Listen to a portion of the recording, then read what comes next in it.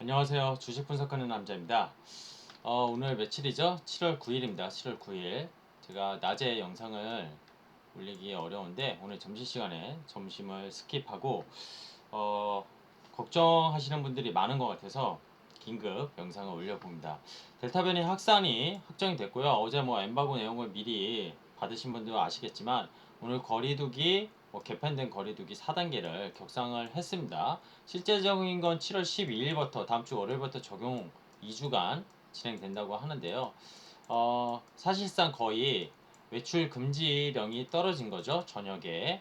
그죠? 지금 뭐 4인 이하 모임을 2인 이하로 18시 이후에 내렸는데요. 그리고 학교 같은 경우는 뭐 전면 원격 수업 방학을 앞두고 들어가는 것 같고요. 이러다 보니까 코로나에 깜짝 놀란 주식시장이 떨어지는 것이 아니냐, 또 작년 3월을 뭐 더 데자뷰로 이렇게 생각하시는, 막 우려스럽게 생각하는 기사들, 그리고 주변 분들 이렇게 나오는 것 같아요. 제가 어제 저녁 약속이 잠깐 있어서 나갔었는데 음식점에서도 온갖 주식 얘기밖에 없으시더라고요. 뭐 셀트리온 샀는데 뭐 2억을 손절하시고 그런 얘기를 하시는데, 비트코인은 또 몇천만 원 손절이고, 그쵸? 주식 걱정되시나요? 제가 오늘 뭐 해결 방법은 아니지만 뭐 저도 똑같은, 주린이 여러분들과 똑같은 투자자 입장에서 정말 왜 주식을 해서 경제적 자유와 부를 어떻게 누릴 수 있는지 그 방법을 제가 아는 그런 경험을 말씀드리고자 합니다. 일단은 지금 현금이 있으신 분들은 어떨까요? 와, 신나죠. 그죠? 주가에 떨어져라.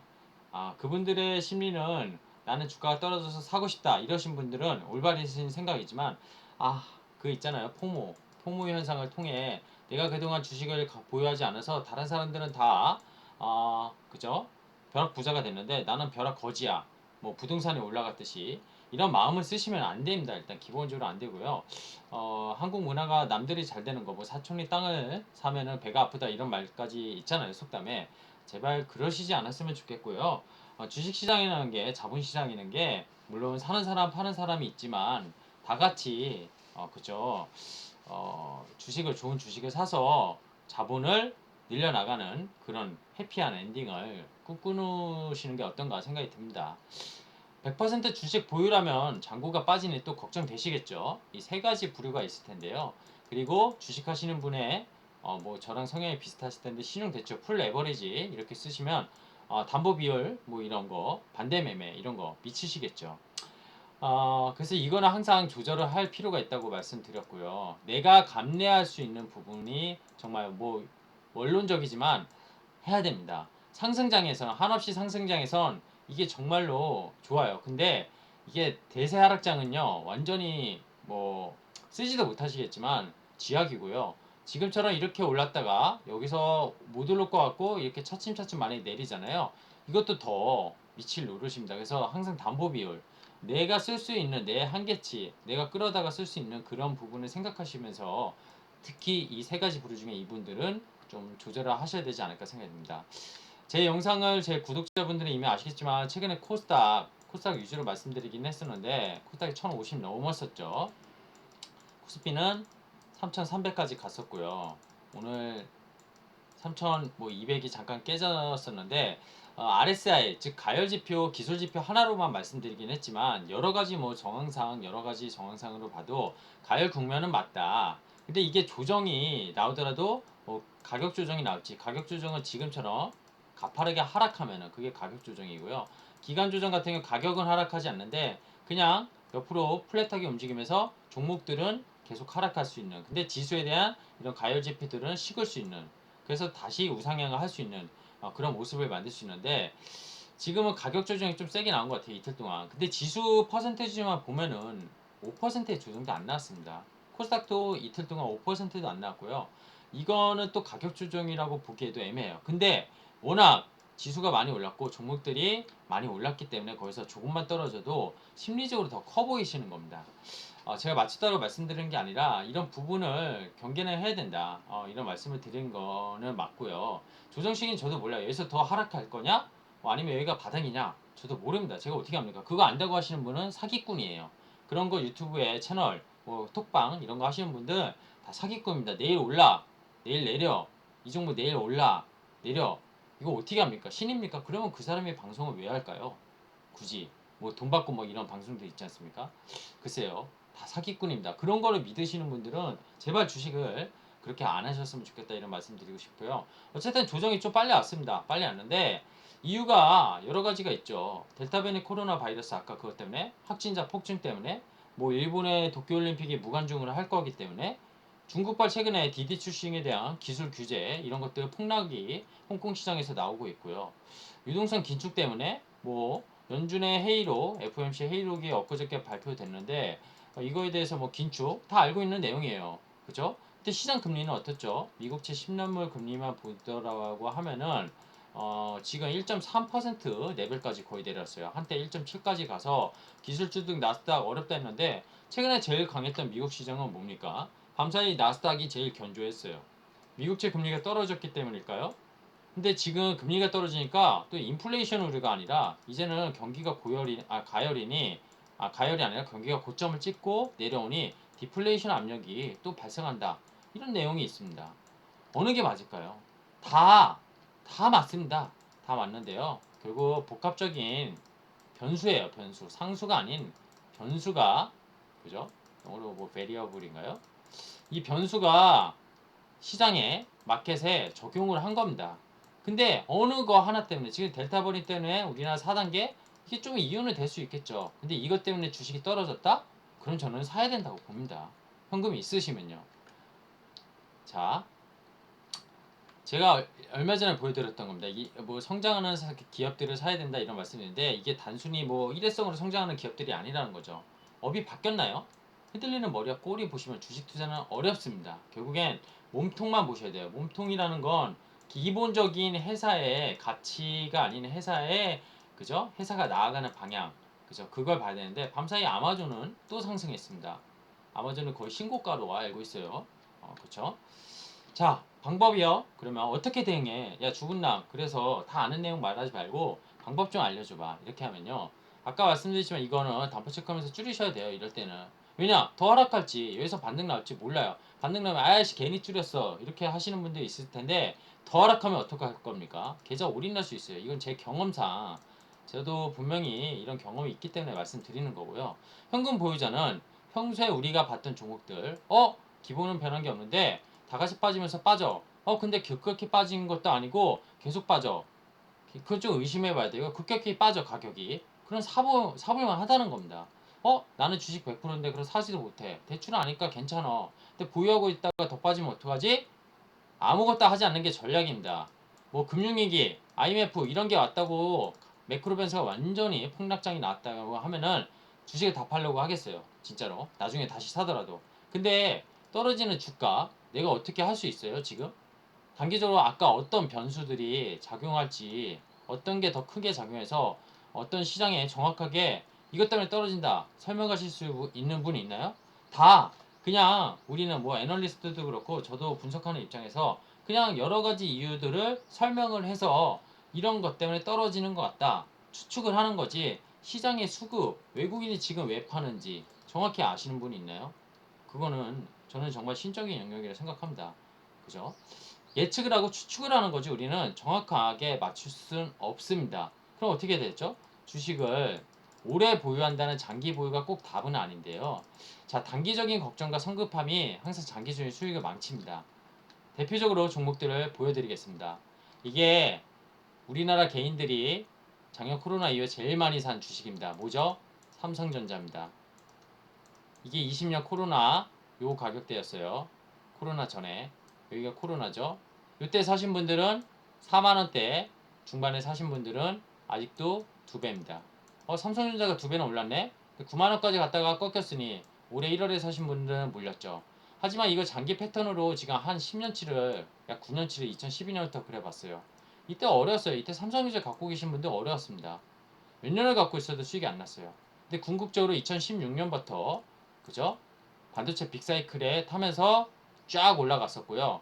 그리고 다시 이 빅사이클이 꺼지면서 좀 내려왔다가 결국 코로나로 이렇게 한번 조정을 줬다가 올라갔습니다.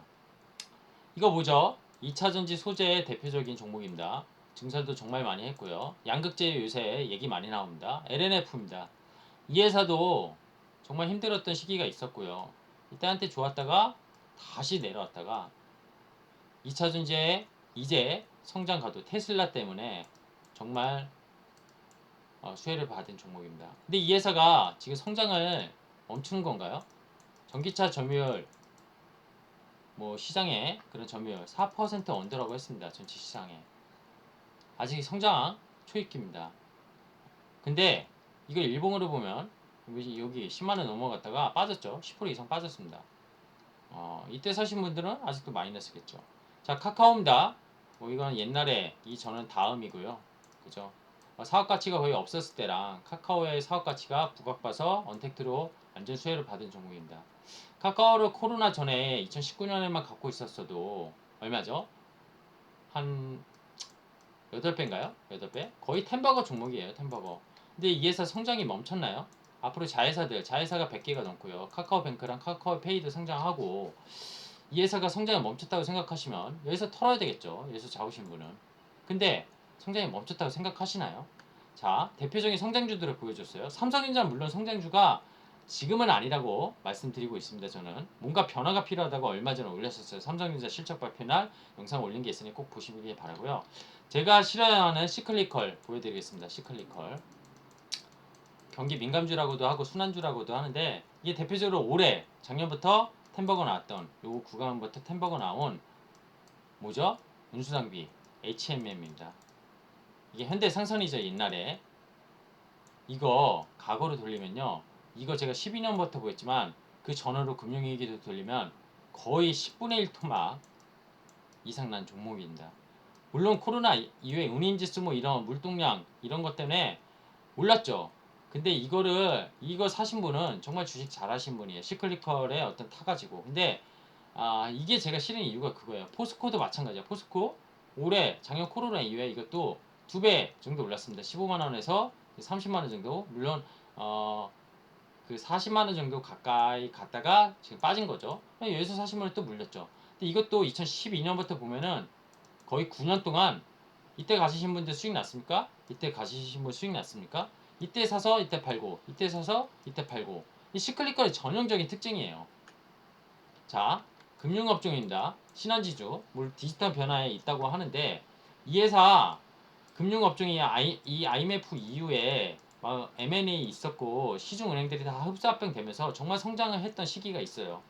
이때 코스피도 같이 견인했었고 거의 시가총액 상위 종목을 포진했던 시절입니다. 아직도 시가총액 상위 종목이 있지만 점점점 하위권으로 빠지고 있습니다. 카카오, 네이버 같은 기업이 올라오고 있고요. 이때 성장하는 기업이면 이때는 제가 만약에 지금 유튜브가 이때부터 저도 했었다면 이런 기업을 사라고 했었을 겁니다. 근데 지금 어떻죠? 카카오뱅크, 토스 이런 기업이 나오고 있고 이런 신한지주의 어떤 당기순이익이나 성장성, 아니 이익의 레벨이 정말 좋은 건전성 있는 기업이긴 하지만 성장을 할 수 있다고 생각하시나요? 저는 캐스천입니다. 물론 반대로 생각하시는 분들도 있어요. 죄송하지만 신한지주를 보유하신 아니면 신한에 다니시는 분들한테는 죄송한 얘기지만 이 회사가 앞으로 성장할 수 있는 거냐. 얼마 전에 삼성전자를 말씀드렸습니다. 삼성전자 이익, 배당, 꾸준하다.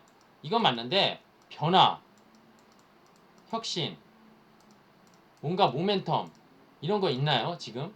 그게 비메모리 쪽에서 분명히 TSMC를 차라리 그런 따라가는 그런 게 나와야 되는데 없습니다. 신한지주가 카카오뱅크나 토스를 이길 수 있는 혁신이 지금 있나요? 글쎄요. 잘 모르겠습니다. 자, 마지막입니다. 이거 반도체 소재주예요. 소재 장비. 정확히 장비주입니다. 장비주. 파크시스템스입니다. 한번 작년에 소개도 했었던 거고요. 이 회사는 이익이 계속 안 나왔던 국면에서 계속 힘들었습니다. 정말로 코로나 이후에 얘도 수혜를 받았는데 사실 코로나 때문에 수혜를 받은 게 아니고 회사의 가치가 이제 빚을 발휘된 게 코로나랑 맞물렸고요. 미세야 이런 거에 따른 전자 강학혁미경 이런 쪽에 대해서 이익의 레벨이 달라지고 있으면서 PR은 50배 이상의 아니 거의 4, 50배의 비싼 가치를 받지만 그만큼 주가가 오른 겁니다. 근데 가파르게 올랐기 때문에 그동안 몇 년을 기었던 게 한 5배, 이거 5배 났거든요. 5배 난 기업이 잠깐 위에서 20에서 30% 조정받으면 이때 사신 분은 역시 물려있지만 이거 어떻게 생각하십니까? 이 회사도 성장이 멈췄을까요? 글쎄요. 자, 오스테 임플란트입니다. 옛날에 이거 2007년부터 금융위 때부터 하는데 이건 금융위 때문에 떨어진 거고요. 계속 별별 기다가 그쵸? 올라가고 이거 중국향 수출 일어나면서 결국에는 수혜를 받고 이익의 레벨이 정말 달라졌습니다. 오스테 임플란트 그쵸? 임플란트 요새 많이 하시죠. 옛날에 임플란트 거의 안 했어요. 비싸서. 요새도 비싸긴 하지만 그래도 지금은 좀 달라졌습니다. 자, 대표적인 종목을 몇 개 말씀드렸어요. 오늘 저는 이런 말씀을 드리고 싶습니다. 결국에는 현금이 있으신 분은 기회라고 생각해요. 정확히 기회고요. 신용 대출이 가장 문제고요. 주식을 100% 보유야. 나는 더 살 돈도 없어. 그거 어떻게 해? 전략을 잘 짜야 됩니다. 여기서 내 포트가 있으면요. 안 되는 종목, 오히려 수익난 종목이 성장성 있는 종목이라 저는 생각하고요. 수익난 종목이 있어요. 이걸 버리는 게 아니고요. 손절난 종목이, 아니 손실난 종목이 이거 진짜 왜 떨어지지 체크해 봤을 때 성장하는 기업이 아니고요. 이익도 나는 기업이 아니에요. 그냥 버려야 돼요. 과감하게 손절 치셔야 됩니다.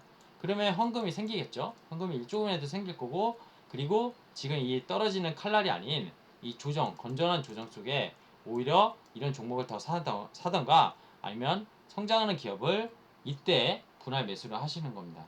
결국 아까도 말씀드렸지만 단기에 집착하시면 성급함 있으면 주식 투자 안 됩니다. 이런 분들은 주식 투자 하시면 안 되고요. 흔들리는 머리와 꼬리는 절대 보지 마십시오. 몸통만 보시고요. 지금 주식 시장이 다 세상이 망할 거다. 긴축될 거다. 이제 디플레이션 압력이다. 코로나 델타 변이 바이러스 때문에 또 정말 힘든 시장이 올 거다. 전부 다 부정적인 마인드만 더 많은 것 같지 않으세요?